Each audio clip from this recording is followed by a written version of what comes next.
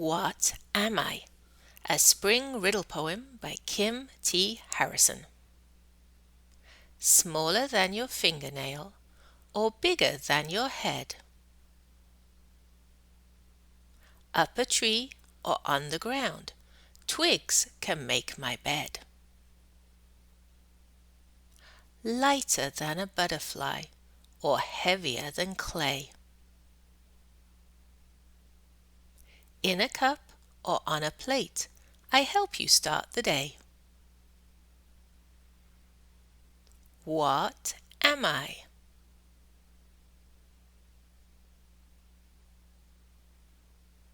An egg.